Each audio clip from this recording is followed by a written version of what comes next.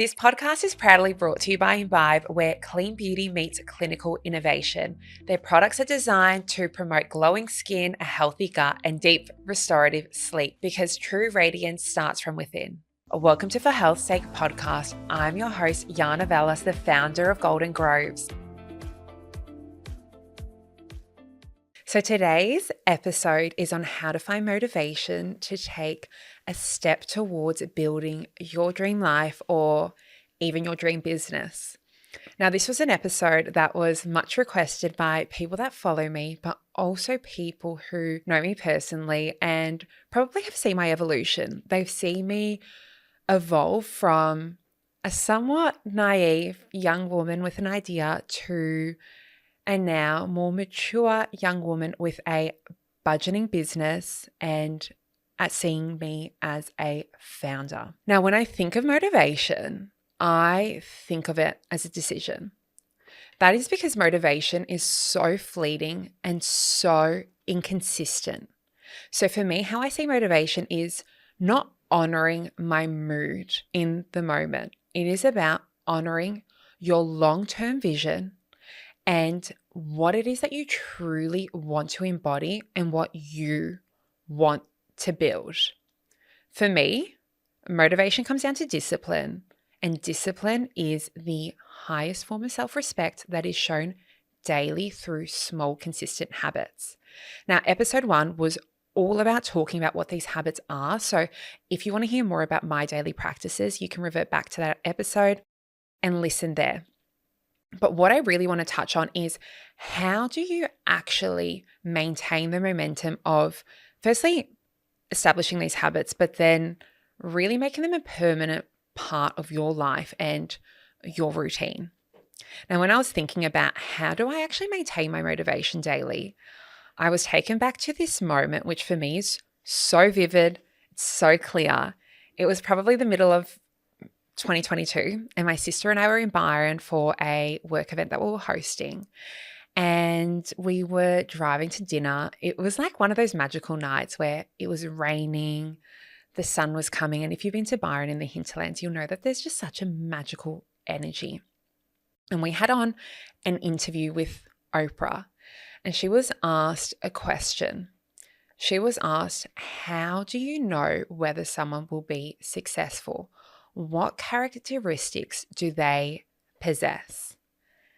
And Oprah said, people get to where they want to go because they know where they want to go. And this is a quote that I have never forgotten.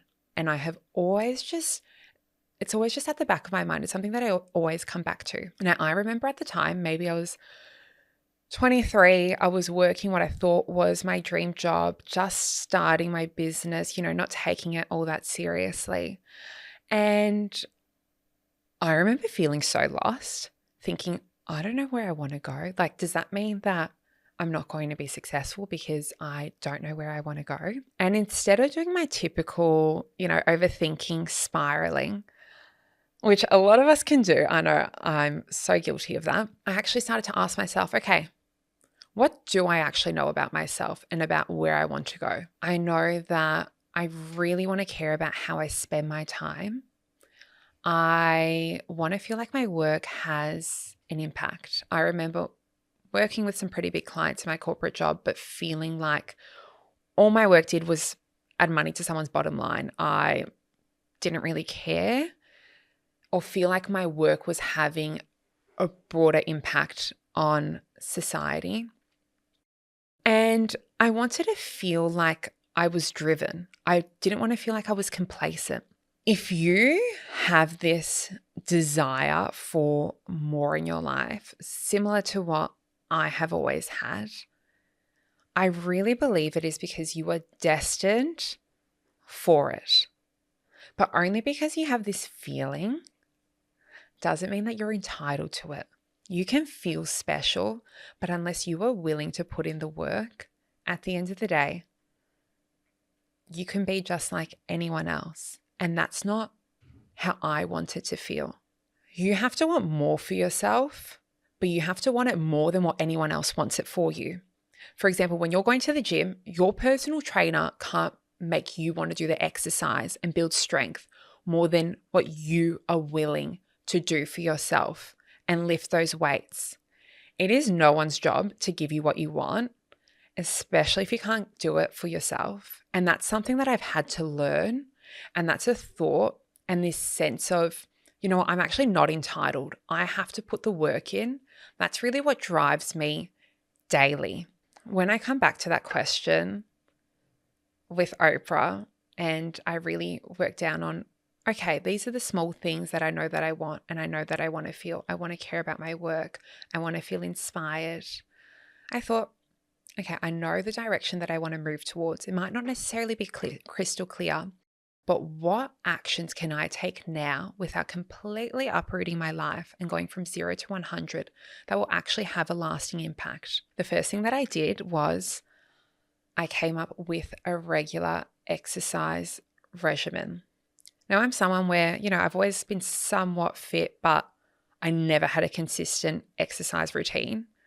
I hated mornings. Like, I'm the type of person that would have been rushing to the office. I never woke up earlier, to enjoy my coffee, to get ready leisurely, to go to a Pilates class beforehand. And I would see all the people around me at work, they would all wake up at 5 a.m., go to the gym, go to F45. I was like, I do not want to be like this person. That is not me. My exercise at the time was probably going shopping. But I realized these people, they had a routine that they stuck to, and this is actually what allowed them to streamline their work and to streamline their life. So I decided I would weekly plan my weeks. I would plan my workouts, and I would create the conditions that I thought would allow me to be happy and to be successful. So the first thing that I did was, as I mentioned, I would book in about 4 Pilates classes a week. Earlier in the morning, 6 a.m. on the days I'd go to the office, days that I was working from home at 7 a.m.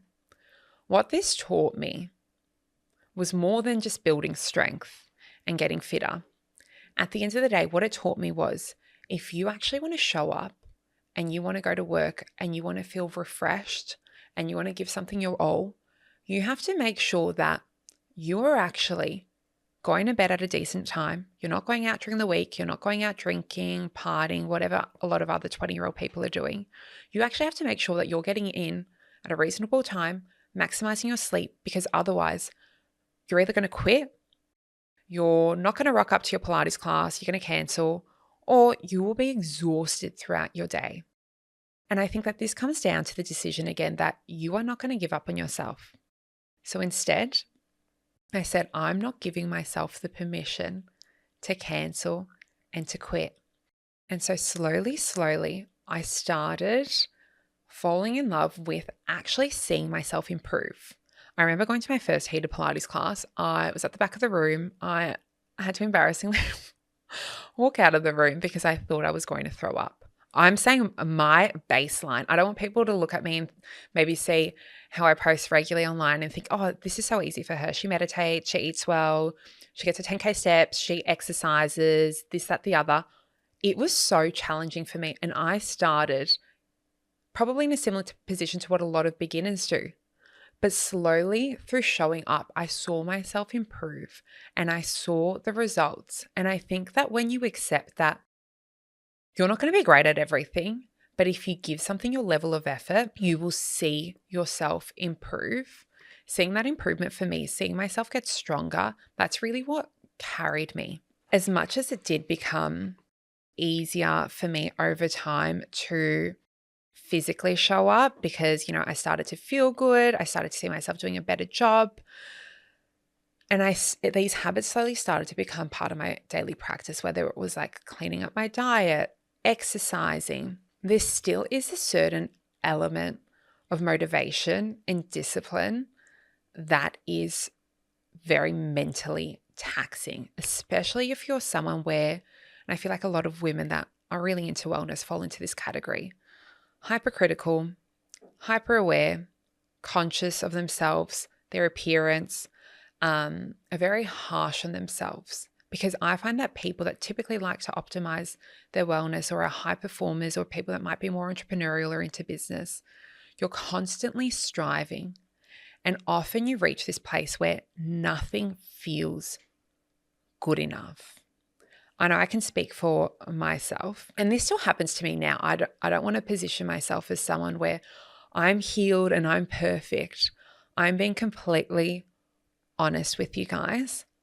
So often when I don't have the distraction of my phone or my laptop or my work or speaking to people, and I'm doing something physically challenging like a hard workout, or I have to be with my thoughts, a lot of this negative self-talk comes out.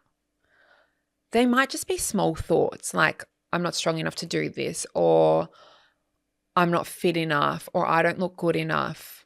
There are all these little thoughts that pop up. And I think doing things like exercise makes you so much more aware. For myself, I've always wanted a really extraordinary life. I've always said this. I don't care about being extraordinary. I don't care about being famous, but I really care about living a life where I'm collecting so many memories and I'm really getting the most out of my life. And I know personally that I have the work ethic to match. And I think that if you're listening to this episode, you want more from your life as well. This podcast is proudly brought to you by Imbibe, where clean beauty meets clinical innovation. This is an ingestible skincare brand I have been using for years and swear by. I add a teaspoon of the Miracle Collagen into my morning coffee every single morning, and it has helped grow my hair to be so long, thick, and luscious. I have a discount code FHS20 where you can access 20% off all of Imbibe's range for the podcast live dates, which are March 11th through to May 11th. This excludes sale dates, which are March 17th through to March 23rd. I promise you guys are going to love these products just as much as I do. Happy shopping. Now, it was during these workouts where I pushed myself and I constantly forced myself to need to improve that. I mentioned these hypercritical and limiting beliefs came through. And that's when I became aware that I have a really negative self-talk. And at the end of the day, what's really going to get in the way of me building my business and growing it isn't going to be anyone else. It's going to be me, because I am giving myself the permission to be harsh on myself. And also, when someone says to you no, if you believe the answer is no, you're going to allow that person to say no to you too. That is really when this quote, mind over matter, comes into play, because your mind is so powerful and you are deciding whether you are capable of something or not. These subconscious beliefs and stories are stuff that I was holding on to myself about, whether it was the growth of my business, the growth of me personally. And that's when I realized that I can either stay with these negative thoughts and stay exactly where I am, really somewhat and sometimes miserable with the comfort and the consistency, or I could actually be brave enough to face my own limiting beliefs and build a positive inner dialogue with myself. Now, I really want you guys to pause this podcast, even if it's for 5 seconds, and just to ask yourself, what story are you telling yourself that is holding you back from achieving something that you really want in your life? And then after you think of that thing, I want you guys to find the evidence that it may not be true. Now, I'll go first. And I feel somewhat nervous sharing this, but I think it's important to share because it is humanizing. For so long, especially when I first started my business, I was met with so much resistance. I was receiving a lot of traffic online, and people pretty established within the food industry were posting my product. I was working with a lot of acclaimed chefs. I had lots of different food influencers posting, but I still found it so difficult to grow my distribution and to land stockists. Now, food distribution is still quite traditional, and a lot of stores would say to me, you know, your olive oil is amazing, but we only want an olive oil made locally here in Victoria. Because I was met with so much rejection, I started to adopt this belief that I wasn't going to achieve success in Australia and that I was destined to sell my product overseas. This was a story I kept telling myself, and I was looking for people's responses to reaffirm that belief. A few years ago, had placed a massive olive oil order, and that was when the Australian dollar collapsed, the euro went up, and I was so stressed, wondering, how am I going to pay for this olive oil order? I'd never experienced any sort of financial stress. And then as soon as you start a business, especially with an expensive product and you're growing, you really start to feel that fire. I just quit my job and I had gone all in on my business. And that moment really forced me to question my story. I started to ask myself, can I really say to myself that I had given it my all? Was I going to continue to play the victim, or was I really going to take responsibility for my business, my own success, and my own future? Now, I had to really look at myself, and this is really confronting because you start to really believe these thoughts about yourself and think that they're true. But eventually I decided, you know what? I'm going to call myself out. Yes, I did work hard, but no, I couldn't say I'd given it my all, because a big part of this was actually my ego. And I think a big part of entrepreneurship is being crazy enough to believe in yourself, even when all the odds are against you and you don't even have the evidence that you're going to do well. What a lot of people don't tell you is how much time and emotional volatility and sacrifice it really takes to build something valuable. I think it's very easy for us to see people's success stories online because that's what you want to show. You want people to believe that you're doing well. You want to be validated online, but it is often a lot of the unglamorous work that we never see. We never see people with the failed businesses where they've learned so much and they've carried that into their next business. And right before I quit my job, I worked with a founder. She had a successful fashion business. And I remember her saying to me, you know, I've met a lot of people and people really give up when they're so close because they can't see how close they are. And I might not necessarily have gotten that much advice from her, but that is just one thing that I really remember her saying that was always at the back of my mind. So it was in this moment of really questioning myself and my own drive that I really decided to adopt the mantra, build it and they'll come.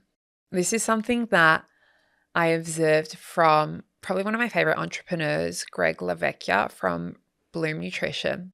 He always says that. And through following him, I slowly adopt that mantra because so many people rejected him.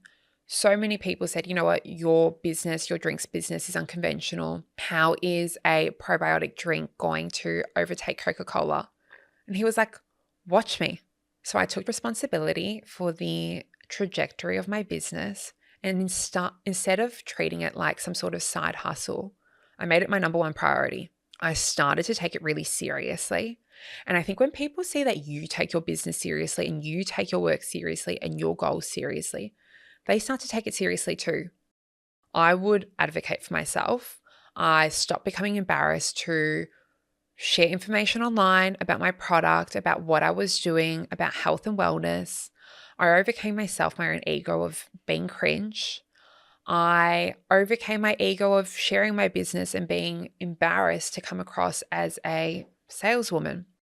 I would go door to door to different stores, hand people my product, tell them different information about my product. This for me was the most confronting part. No one teaches you sales. This for me felt like, oh my gosh, I was so comfortable being behind a laptop and I felt embarrassed and shame selling a product. But instead of having that mindset, which was really holding me back, I decided to flip it. I'm actually doing people a favor. There are so many overly processed products on the supermarket shelves. People want a high quality organic olive oil. I'm filling a gap in the market. You see how quickly you can actually change your own thoughts and your own process. And people start to feel that energy when you're reaching out to them. Now, none of this was like an overnight success. Often people would see me online and they'd love my work and they'd love my product and want to work together, and then they would ghost me. And if you think being ghosted in dating's bad, try being ghosted in business because your livelihood depends on this, okay? But these moments really teach you that you need to believe in yourself. No one else needs to believe in you as much as what you need to believe in yourself. And I know that that's hard because you think, if these people are rejecting me, are they seeing something that I'm not? Trust me when I tell you that you need to focus on your own journey, because so often these people come back. I can't begin to tell you guys how many people rejected me, but then they're on my mailing list, or maybe they followed me on Instagram, and they slowly started to see other people, founders of business, post my product, or they would see my newsletter and think, you know what? No, I actually need to back this girl. I need to back this product because I see the potential. So it might not be a yes now, but it could be in the future. So if you are in the midst of, starting something, maybe growing your business, going out on your own, I would focus on building relationships with people you had a shared vision with. For example, when people would reach out to me to do content for their business, let's say there was one supermarket, there was one grocer in South Yarra. They reached out to me. They're like, we would love to have Yianna come in store and showcase our supermarket. I said, okay, of course, I'm happy to, but would this supermarket be interested in stocking my olive oil? You don't know until you ask. And they ended up stocking my product and now being one of the biggest accounts that I have. They taught me so much about food. They taught me even just the simple things of even how to add a barcode to your product. That wasn't even something on my radar. I chose to be in the one industry I had no connections in. Like, I knew nothing. And now we still have such a long-lasting relationship. It's been about 3 years. So shout out to Lamana and Sons in South Yarra and Cremorne. At the end of the day, I'm sharing this story so that you understand that building your business and taking steps towards your real life isn't about having this perfect, seamless, step-by-step plan. It's about having a vision and showing up for it every single day. It's about believing yourself. And when other people might not believe in you, you still continue to believe in yourself.